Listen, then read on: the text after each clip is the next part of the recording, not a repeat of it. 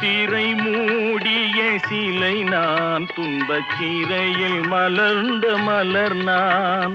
மயக்கம் எனது தாயகம், மௌனம் எனது தாய்மொழி, கலக்கம் எனது காவியம், நான் கண்ணீர் வரைந்த ஓவியம்.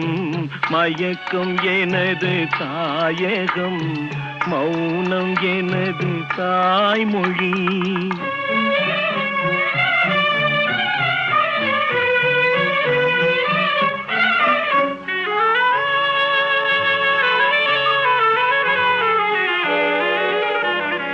நானே எனக்கு பகையானேன், என் நாடகத்தில் நான் திரையானேன்.